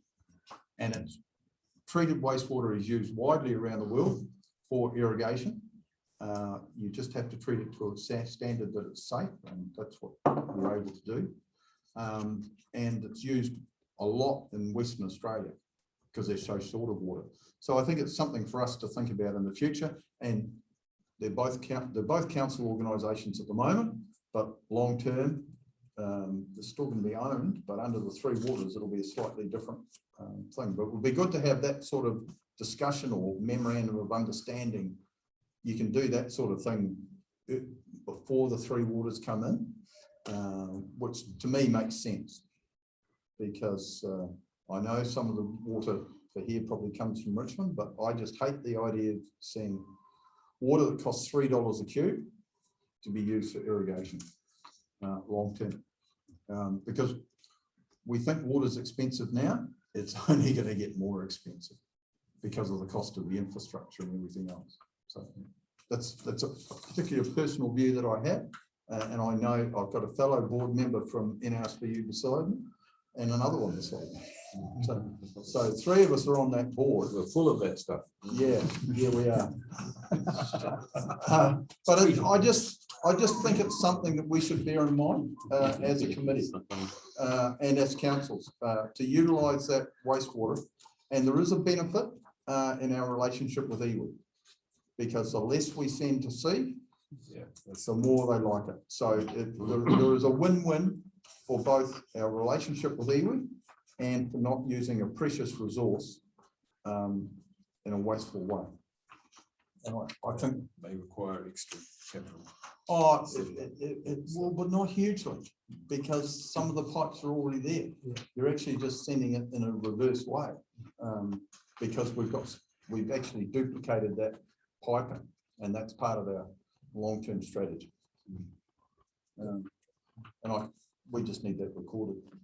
It may have something we should think about. Can I ask a question? Sure. Yeah, go for it. Probably should check this out before I came to the committee, but in terms of the land area, are we confined to this, or have we looked at perhaps even moving up into this here and expanding Saxton Field in the past? Would you just confine to this at this stage? I think we're confined to this. We looked at further expansion when Daylin was, and we missed out. We just couldn't compete against residential prices. It became prohibitive. Some of it had already been purchased for residential. Right. Okay. Councils tried to buy some at that point. We'd dearly like to, but I don't think we could afford it. Oh, more than that. Okay. Andrew, just a couple of comments from me. Andrew made the comment about the cross-country championships we had here for secondary schools, which was a very successful event. We got very positive feedback on the course, even though it was rather wet in a couple of places. And the second day we moved the course up onto the mounds adjacent to Main Road Stoke, and just I guess on the other side of that little island piece. But it was well received, and I spent quite a lot of time going around refining the course at the time, and people wandered around and said, "Oh, this looks great." I think last year they'd had it in Hawea and it was an absolute mud puddle, so continuously. So people, even though there were a couple of very wet areas that did turn up, they thought it was a great course, and it was very spectator friendly as well. So people could move across the course and follow the race, and their kids and their teammates and stuff quite easily. So we had a kind of 1K course on around the periphery of Hurricane Green, and then there's a 2K lap which extended up around the football field. So we utilised that area as well. So I guess from an athletics point of view, cross-country running was just to try and preserve that option, because we could easily get invited to have a national championship there. They allocate them generally for 2 years now, and I've just run on the course in Taupo, which was outstanding, and it had incredible drainage, even though the hillocks of rain, because of the pumice underneath. It was just incredibly well drained. I expected mud and took spikes to run, but there was no way I was going to put them on because it didn't need to. So they had a great little course, a lot more undulations than this, so it was more friendly for me. But other people did really well. The young woman from Waimea College, who was second in her age group at the New Zealand Secondary School Champs, she won the under-16 race. Absolutely stunning performance. And a young team of varying ages won the inaugural relay. They had a relay just like the secondary school people do the next day, and an under-20 team actually took that out from Tasman, and they had Amelia, who's under 16, running upgrades, and they did very well on that as well as gold medals. So there's a few people who are kind of buzzing through that, and a few oldies won a few medals. Some of my mates went up and cleaned up in a teams race for M65 plus age group, so they were pretty happy people on Saturday night as well. So it's just to preserve that option, and that was why I suggested that perhaps the car parking could be pulled slightly closer to the road, and Pavilion look at the location of that down the track.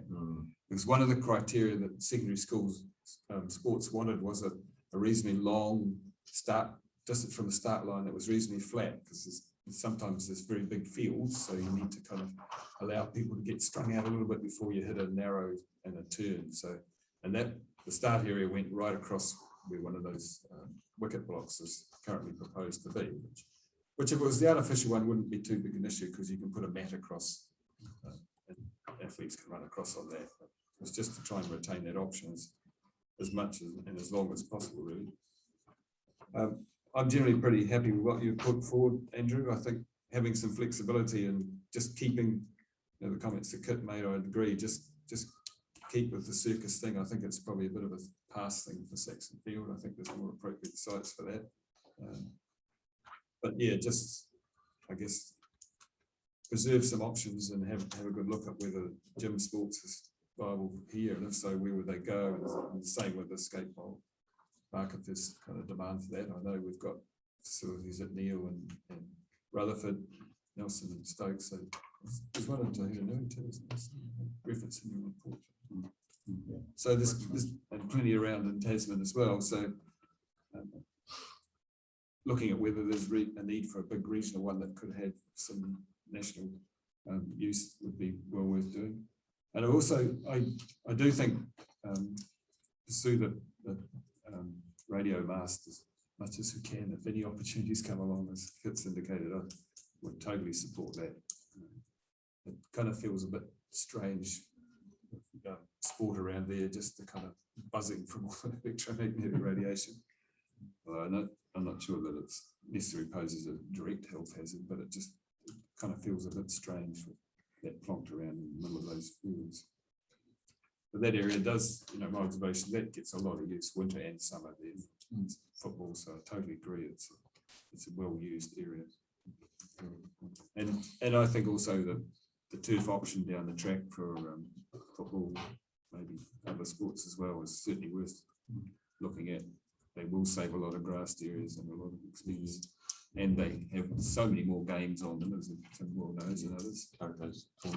Yeah, I see it as akin to the hockey, really, when you talk about 9 less fields for one artificial thing, and I think the same will happen with artificial football. So there's a way of making the limited resource we've got actually last longer and provide more opportunities. So. Can hockey and football coexist on the same artificial turf? They seem to be different, don't they? No, not yet.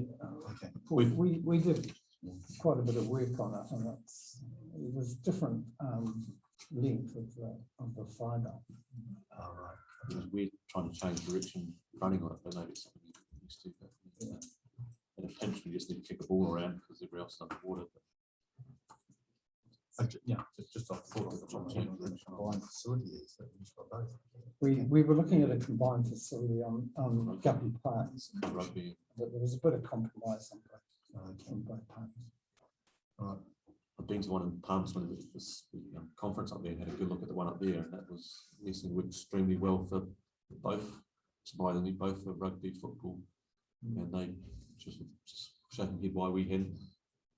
Rugby. And, yeah, they're using it, just getting used continuously outside the what's called the arena there. Yeah, And yeah. had a good look around there Yeah, we saw and it. quizzed them, and they were just shaking their heads while we had it. The But fi- they had, for them, it went pretty well. The fibre for rugby is longer. Right. Mr. Chair, do we need to have add to the resolution that we adopt the amended plan? And also, do we need to Well, you include? need to put a date on it, don't we, I guess, because your suggested resolution here is, I guess the number code on it will be that was on this It'll be plan. the but- same, Yeah, be the same number. Or you could put as presented in today's date. yeah, the amended one. Yeah. And Just update it. July You did a couple of little tweaks on one that you were sent out. And also, do you want to add a resolution asking us to pursue further investigation of the radio tower? What do people think? Yeah. That be actively pursued. It's a case, there's a case when he's pursuing some land. I've seen the thing that there's been we're sort of pursuing moving the tower, but it can't be moved unless we've got land. I assume it falls upon us. Well, I guess if you have a resolution that says pursue the relocation, then that's part of the relocation. I certainly think. Yeah, yeah, but the council owns some land, I can think of, we own land on the Richmond Hills, the Richmond Ward does, and also we actually also own, we bought 58 hectares in RSVU at Best Island, so we own a considerable amount of land at Best Island as well as at Bells Island as well. So to me, I think we should pursue it now, when there is a possible opportunity. We're only 4 councillors here. It would be, you know, if we did a joint thing, it would be, we need to get 24 corral, but we need to know what it would cost, and there may be some funding that we can say, is this a priority? And we'd have to convince the others. But if we don't ask, you don't know. So I'm happy to move in that direction, that we adopt the amended plan as of today's date. So this one, I'm sure you've got a date on it, Andrew, and that we'll amend it with today's date. Yeah. And can we just update the aerial photography behind it as well, because that has been updated? Yeah, so I looked at Google Maps the other day, and it's We've got a new base plan. We can slip that on today. yeah, and that we do investigate initially, because you can't even take anything to council unless we know what the cost is. And it may be so expensive, we just say, oh, just walk it away. I would have thought the new built environment might say, well, that's not a good place to have a radio tower. Under the new RMA, maybe. So maybe they might have to shift it. That would be a good tack to take, wouldn't it? Under the, tell them. But certainly, you know, if you think about, we own the Richmond Hills, and I mean, it's a reserve place, you know, so there are certain locations I would have thought that we could find on council-owned land. Happy to second. Second it? Yeah, okay. I mean, there was a 416 had it's recommended that accommodating a skate park at 6 Green be investigated further. So does that, I mean, you indicated it would need a lot more work, but is that something that is embodied in passing this, or is it something that should be like the mass? No, I think it's embodied in this. Yeah, okay. All right. There was something else I think I saw in one of the comments here that related more to one of the councils pursuing something. Oh yeah, it was the in 417 you had recommended the Nelson City considers a system upgrade. I'm not sure whether that's something this committee recommends back to Nelson City, or we've got that underway. You've got that underway. Okay. All right. Okay, so it's been moved and seconded that we have what's on the cover sheet there, the three things, plus pursue the relocation of the radio masts. So, any further discussion on that? Are you doing that resolution as a separate resolution to the other three? Well, do you think it would be tidier? Just I'm just putting as number 4 if the mover and second. Yeah, are happy with that, yeah, just yeah. deal with us I'd four either do it four that or resolutions. it Okay. could be tagged on the end of the development. Yep. Yeah, go for a new one. Yes. Okay. Just as a fourth point. No further questions, discussion on that? Can you hear me, Judy? She's left. She's gone. She's gone, is she? Okay. Right, all those in favour, please say aye. Aye. Against? Good. Well done. Well done, thank you. That passed. Okay, let's move on to 8.2. Committee option, what's this? Move on to 8.2, Saxton Field activity plans. Yeah, thank you, Chair. Just acknowledge Jane Luckman is the lead author on this report and me as a sub-editor. And Jane's on leave, so she wasn't able to be here today. But so the report updates on the capital projects and the completion of those, or the status as at the end of the financial year, last year. Gives a list of the ones in the program for this year and where they overlap. They've been updated in that first section, and then talks about some of the operational issues and the events that have been held over the last since the last meeting. Happy to take any questions. Trevor, do you want to start this time? You got any questions? No, just give me a minute. Well, I'll just give you an update. The pole vault facility is scheduled to arrive in Nelson on the 11th of August now. It was going to be next week, or this coming week, sorry. It was going to be the 4th, it's now next week. So hopefully when we get it through the NPI's biosecurity process, we can then move it out to Saxton Field. So have that set up so that with the bronze medalists today, I think there will be renewed interest from young athletes in pole vault, I'm sure. And her coach, Jeremy, has already promised to come down here and actually run a workshop for South Island pole vaulters for both athletes and for coaches. So I think we will be able to be in a position to take up increased interest. Yeah, so I guess under 417, we're talking in terms of the wayfinding. What sort of progress and that will come to the next committee meeting, I take it.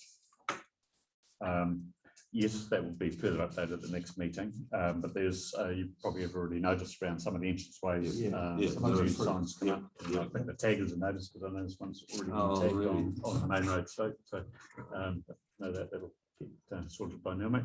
But then there's the other ones, the directional ones that are located at various intersections and so on around the park as well, and those are still in a draft form, and those will be going up in the next few months.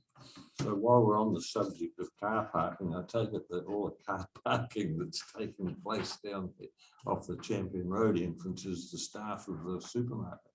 No, Gowan College, I think. it's Garran College. I go through there It's Garran early in the College, morning, and it's you look at the type of vehicles. And I'm too busy cycling. no, well, but look, it's 200 yards from where I live now, so I'm there and I see the kids. So it's generally kids going to Garran College, to be honest. And we worry about the use of cars. Come on, you know this. Look, Heritage This is President crazy. Richmond is worse with Waimea College students. We've had to put road marking in there, Trevor, because they were parking over people's driveways and everything, because there's a walkway through the college and there's 1,600 kids. Garran's at least only got 550, so, and about 60 of those are boarders that walk down, so. Yeah. Things have changed since I was a little boy going to Nelson College. Well, I used to drive a 1948 Morris 8 Series Eagle one. Okay, we'll be here for a while. I want to join this discussion. Yeah, no, I'm fine, thank you. Okay, did you have any questions, Tim? No, just looking at the basketball hoops here. So explained pretty well there. That's Is it quite expensive to sort out? Yeah, so that, it's a 570,000 and it's got either 200 or 300 more than budget. Is that more than what we were estimating, or it's more than what we put it? It's almost double. the Yeah, price. so- Just read it. So sorry, I'm sort of reading through it, but slightly. So where are we at? We've done investigation. We've got funding provided in the LTP, is it? 23-24 for installation, which is at 260. And then the estimates have come through greater. So we need to be. Sorry. So we need to continue. We need to continue. So we're sorry. So where are we at? So continuing. We're re-looking at that. Is that what Yes, we're doing? correct. So really, we need to go back to the business case. Yep. The original business case was predicated on being able to hang it on the ceiling. But with that option out, the price has gone up a lot. So we did a business case. The first business case was really good and looked at the whole life costs for the project. Yeah. And that stacked up as being really worth doing as soon as we could. We need to look at that again to make sure that's still the case. And if it's not, we'll bring it back, and it may not be. If it's not feasible anymore, then we bring that back to the committee. Or, And that's because of the cost of hanging it from the walls is increased. Yeah, it's an engineering question, so it's a little bit above my head, but it's the difference in methodology of installing. Yeah, it was going to be from the ceiling structure, and now it needs to be done from the wall. So it was the project was. It was really worthwhile the way it stacked up, because it saved moving all the hoops out and the damage that caused them free up storage, but we just need to relook at it and break it back to the committee again. The bigger picture, how the facilities are used by the other facilities have been elsewhere. Stepped up. Okay, so that's an issue for the next round of LTPs. And the committee would have it, the future next committee, action would have it for the opportunity to look at that. Disappointing. Is that the time frame for you? Yes, the funding was in for year 3. Yeah. So yes, it probably will be, well, it will be for next committee to decide on whether you want to defer it or completely cancel it really based on that business case. But yeah, probably is another for the next activity management plan. I guess like saying going back to business plan, because otherwise it's like, oh, you've just decided not to do it, but it sort of helps either make it very clear that something can't be done, or make it clear that maybe there's something we can still keep down the pipeline, but it's quite a hard thing to swallow. And that's all from me. Thank you. Our vehicle damage to fields. I know that's been a Recording. Yeah. So is only if there's a bit of, I don't want to go into too much detail operational, but unless there is a bit of feedback there, we've had damage to other fields, etc. It's also disappointing to see here, but certain colleges. Is that something we've caught the people just one of those cycles of things that we might have for a while again, or is it something? I only query it because for our fields and my chat to what's been happening here, there's obviously a lot of disappointment by the club captains and the managers and those involved. We've been fortunate, often the damage has been superficial, so it's actually not an issue as much as it looks. But the public come back to me, and I come back to you going, why haven't you done something to stop that? Why haven't you put bollards around? Whereas often there's not actually a great deal of damage done at stage, but my concerns, it looks like we're doing nothing. I'm not a big fan of putting bollards and fences around things. That's not where I see it, but I get a bit of a bollocking for saying that because it sounds like I don't care. So any feedback, whether we're in a space which has gone away, or we it's frustrating, but often it's superficial damage, and it's often cheaper just to let it grow out rather than putting bollards everywhere. And I explain that to the various codes both here and there, and they just look like I don't care. So I take photos, and then so a week later it's grown back, and the groundsmen, I know you guys do very much care and are onto it pretty quick. So it might be more of a communication thing, an understanding thing, or just something that's just going to blow over. I don't know. It continues to happen. Okay. It will continue to happen. So for mine, I know because you guys work incredibly hard looking after those from a governance, we might just have to get communications. Hey, this is something we're aware of, something which at the time's not really causing me grief, but we're trying to look out for. There's a bigger picture. Yeah. The TV cameras have made a huge difference. So we're actually collared the guy, I believe, because of the TV cameras, were able to get a number plate off him. So I think the police have, is that right, Andrew, have you heard anything more? But I think it's been prosecuted. And so these are TV cameras that we've put in recently. Yeah, the CCTV that have been installed more recently around Saxton, which is proving the word. And sorry, and thank you for allowing me a few more questions on that, because it's a bigger picture for us. Has that been like a deterrent because of cameras there, or just that it's caught them, or a bit of both? I think it's both. Yeah. Yeah. I think some of those people don't look around to see if there's any cameras before they do. Well, yeah, Word we gets get around. pretty quickly. We get Yeah. out pretty quickly. Then, oh, bloody, you know, so Saxon Girl's got, and CCTV and not a place to go and do burnout.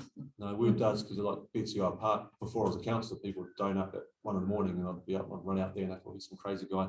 And after 4 or 5 times that, and a few people in court, that just didn't happen. Again, Word got around, there's a crazy guy lives down there, going to run down there and take a photo of you and take your number plate. And it worked. A couple of people went to court and here it again. Was he in his pajamas? Well, yeah. So that's probably yes. I saw the one on the girls college playing ground, little Wembley. It gets. Yeah, so that was there on Sunday morning, and then later in the afternoon. The guy didn't have much local knowledge because we could see on the corner, just on the Wellington Street into Mount Street, there was a lot of dirt sitting there that obviously come off the car wheels, and then it parked himself. When Mount Street divides into two, he tried to actually take his car down the pedestrian path and ended up. So some of these people don't have a lot of local knowledge. So thank you for your work you do on that. Just sometimes it's a little bit hard. We're trying to keep some of the clubs saying, hey, we're aware of it, we're aware of it, we're doing everything we can. Yeah, one of the frustrating things is actually security, and trying to keep on top of the security companies, making sure the gates, the gates are closed, and they should be closed, and people aren't getting in at 2 o'clock in the morning to do that sort of stuff. I think it's a bit of an ongoing issue with.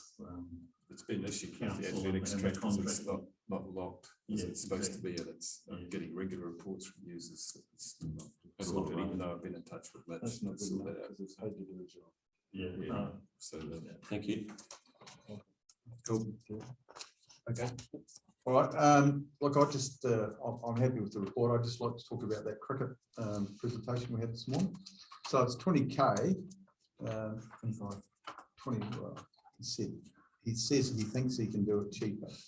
So are we able to work with them to see if we can, because to me it's a capital project. Will there be anything left over this year from our budgets? If there is, because you do it once and then you don't have to do it again, and then you can say, well, we've got the fibre, so you've got no excuse. I don't trust New Zealand cricket, and I don't trust the CEO, so don't record that. Still bad. No, it's not. We're not in your chamber. I mean, they have been diabolical at times. Look, I do agree. It is a holiday venue. You've got in our district, we get huge numbers that come here over the summer, and we get 6,000 at these games. If it's and look, I don't think I've missed a game if I'm in town. So I think it's important, but we shouldn't be spending millions to try and attract, because you are competing, and CD will look after Napier first. They always have. I'm sorry, I've been involved in Nelson cricket in the past, and I've seen it. CD looks after McLean Park that floods, but they've spent a lot of money on it. So that's what they've always done. And that's going back to Blair Furlong days when he was running Central District cricket. So, but it's a great venue, and we get tremendous advertising for the whole region when we do get those sort of games. So to me, if we've got some surplus money at the end of the financial year, I'd be talking to Nelson Cricket because they have had a tough time financially, but I understand they've repaid their debts to us. Haven't had that confirmed, but I thought they had pretty much. You should maybe the two, Richard and you should check that, because they did owe both councils quite a reasonable amount of money. They have been repaying. Yeah, but I think, they're not in a position, but I think there will be benefit for the wider community if we spend that 20 odd grand, if we put in 20, I'm sure they can come up with some more if we've got some surplus. Because it's a necessarily capital project. guarantee that cricket will happen here, does it? No. It is obviously a very competitive situation. at the moment. Oh, of course it is. So there's a lot of new, like Hagley Ovals, got lights and everything else, so they've got. Yeah. But we're a holiday venue. If you have a look at what happens in the cities, and I knew it because I was a police officer, all the cities empty out. You can't, in Dunedin, it's like a ghost town in the summer. You get cheap accommodation. You bet you can get cheap accommodation because there's nobody there. I know. Everybody goes to Wanaka and I Queenstown. agree. Christchurch is exactly the same. It empties out. We used to have New Year's Eve there and there was not that many in the square because everybody's gone away. They're here. So, you know, that's why Tauranga, Nelson and Queenstown are really attractive, and Napier, because they're holiday destinations over that 6 week school holidays. So if we've got, you know, if fibre is an issue that's holding us back, I think we should do it, and maybe we get some of the money out of the NRDA. Both councils put plenty of money into that. You know, all I'm saying is I think it's worth doing. I don't know about my fellow. I almost, well, if you better move in seconds to sort of re-look at that. I mean, I'm not uncomfortable with it being looked at, but it's a lot of money for no great guarantee of usage. Yeah, but you only do it once, Trevor, and then it's done. Yes, I appreciate that, but I mean, listening to the report this morning, I mean, I couldn't come away feeling all that enthusiastic that we are going to see. Yeah, but that's only international. Yes, he's talking to Super Smash as well. Yeah, I know, but So at the moment. all I'm saying is it's a lot of money, and think carefully. Well, yeah, but we spent millions there already.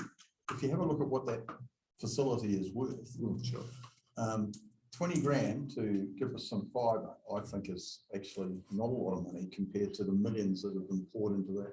But this will be an issue for kind of early next year, won't it? If this kind of dealing with budget for the following year. Paul might like to comment, but we may have some surplus in this. But current Andrew financial wants to year. say Andrew wants to. Andrew, enlighten us. Thanks very much. It's been very interesting listening and multitasking. So I used to manage McLean Park. It was after Blair Furlong, and and I think you're right that is where Central Districts is based, and because of that, I think they do have a strong interest in McLean Park. My thinking about what I would consider to be a fairly small investment in terms of the costs that are associated with international cricket, with the fibre proposal, is that it could actually also have benefits for provincial cricket as well. So not necessarily just talking about international cricket.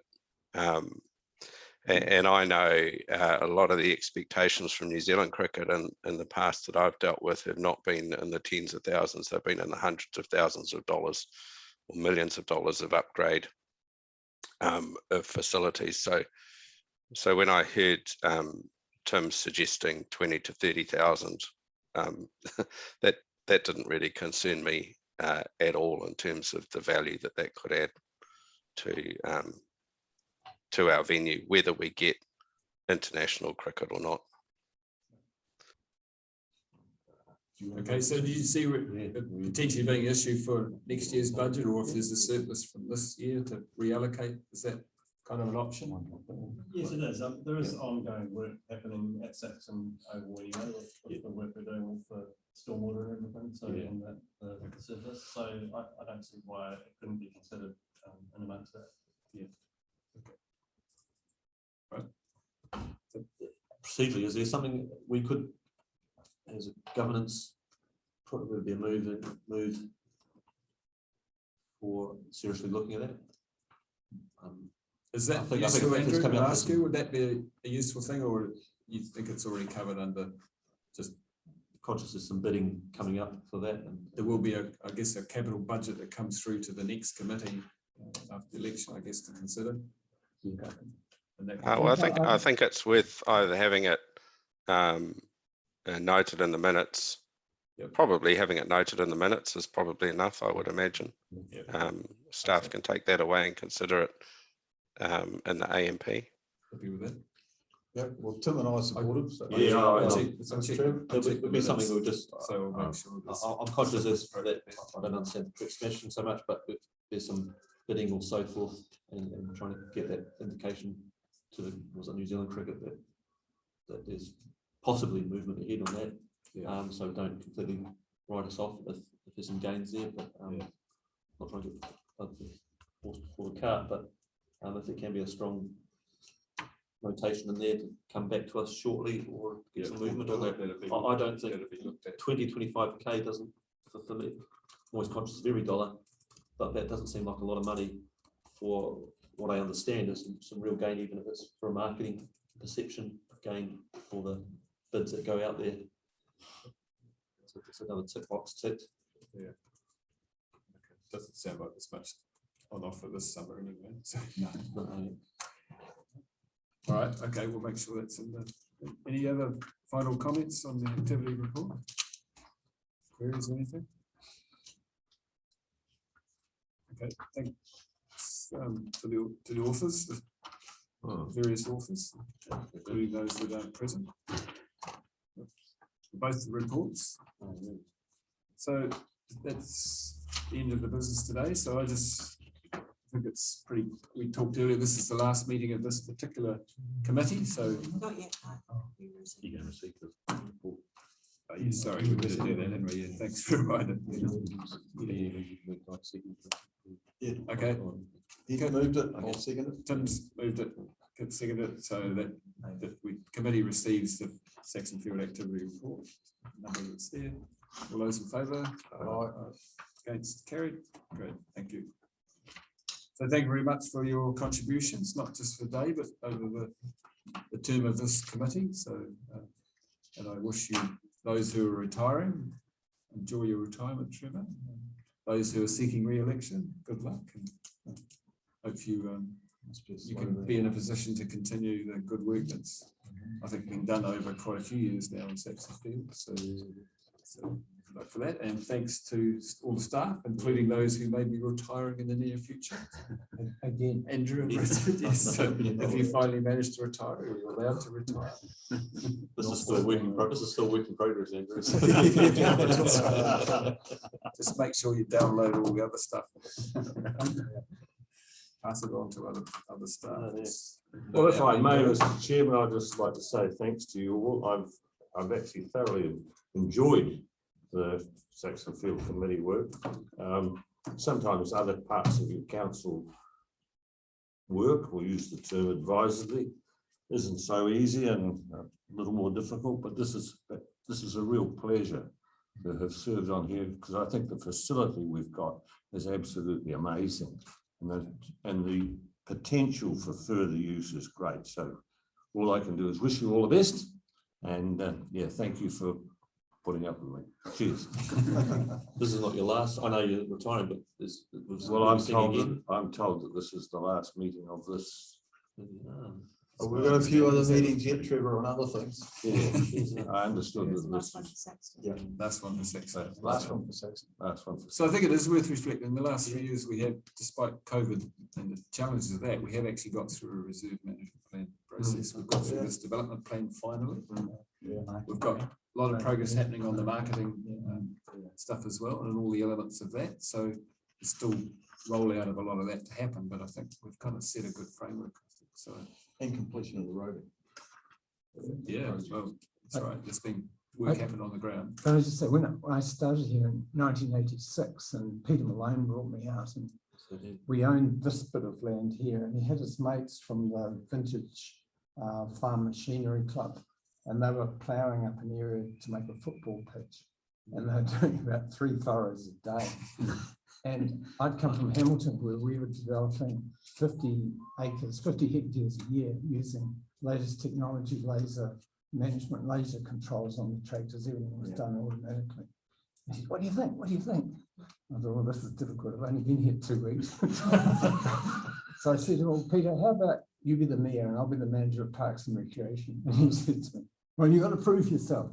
But from that point on, he was incredibly supportive and got all the early stages of Saxton Field underway. And, it was great. And then we had Colin Aitken came on board. He was very helpful as well. But I think probably the most positive thing has been the relationship between the staff of Nelson City and Tasman. We had Lloyd, who was great to work with. Now we've got Richard and Rob and we've had Beryl. But the relationship's always been very, very strong. Never had any issues. And this committee has got on incredibly well. And I never get complaints from the public about how much we spend on Saxton Field. It's always very, very positive. Thank you, Andrew. Can I say, because Dave, we may not see, well, I'm sure we'll bump you again, another circles around council, but yeah, no, I'll just take the opportunity. Hey, thank you very much, Trevor. I've learned a lot. I'm always learning, but this is my favourite committee. I mean, look, you guys do it. It's a nice, clean, concise thing, and you present it very well, and it's been made extremely easy with the likes of Trevor and Judine and Prior, so that councillors. So Trevor, I'm sad to see you go, because this is my little safe space here. I can make you feel like we get stuff done with good people, and I don't know who you're going to get replaced with. So hey, no, thank you, because I've learned a lot from guys like yourself. Hopefully there's some continuity. Yeah, I'm catching up. I think. I mean, an interesting observation from me. I've done 4 terms on council, 2 way back was the old Richmond Borough, and then I came on later on TDC. Well, I didn't really enjoy my first term on Richmond Borough because I was only 24, and you weren't really accepted that well. I enjoyed my first term on TDC more than the current term, and that's because of COVID, quite frankly, and you very disjointed meetings, and you don't really have the opportunity as individual councillors to actually meet together and become a team. Just the very nature of how we've had to work, and it's made it a lot harder. I mean, I'm sad I'm not going back, but I'm too bloody old, let's be honest. But no, all the best to all of them. Thank you. I thought we were going to see you doing laps in the velodrome in the future. Well, I was at the velodrome the other day, of course, you know, when one of the other bodies that I used to be involved with, I used to chair Network Tasman. Made a little donation there.